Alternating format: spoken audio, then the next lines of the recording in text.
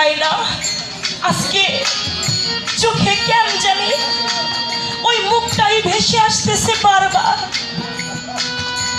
এই বাড়িতে দাদা গানে যাবে চরভদ্রসন, আমি গান শুনতে আসব।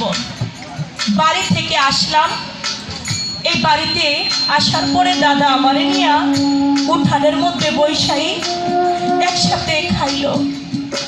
দাদিরে ডাক দিয়ে কইল, এটা কিন্তু তোমার ছোট সতী, তুমি কিন্তু পরে কিন্তু তুমি দেখে রাখো। আমারে নিয়া চলে গেল দাদা চরভদ্রসন, সেখানে গান হেমায়েত সরকারের সাথে। মনে পড়ে যায় সেই স্মৃতিটা। মঞ্চের মধ্যে 4 জন শিল্পী বসা, তারা আমার দাদার গান শুনতে গেছে, আমিও গিয়েছি। তখন আমার পালা গানের কেবলমাত্র শুরুটা। রাত্র যখন 2টা বাজছে, আমার দরদি মাইকের মধ্যে কয়, সেখানে মনে হয় আজান বাজাচ্ছে, অনেকেই ছিল। মাইকের মধ্যে বলতেছে, এখন আপনাদের মধ্যে গান শোনাবে আমার ছোট গিন্নি। 4 থেকে 5 জন শিল্পী কারো কথা বলে নাই, আমার হাতটা ধরে উঠাইয়া তিনি বলল, আজকে চন্দ্রা আপনাদের গান শোনাবে। আমি যেদিন থাকবো না, আপনারা চন্দ্রার মধ্যে আমার খুঁজে পাবেন।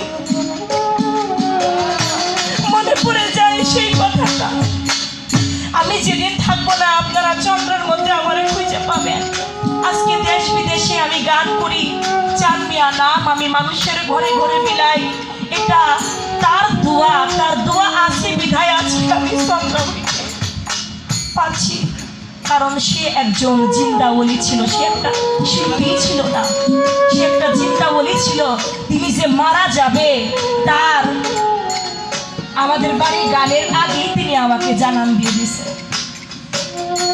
বাড়িতে আসতে বললাম, আমার আব্বারে যে কথা, ঠিক একই কথা আমারও বললো, দাদা এই বছর যদি আমি আসতে পারি আসবো, আর যদি আসতে না পারি তাহলে তুমি মনে কোনো কষ্ট নিও।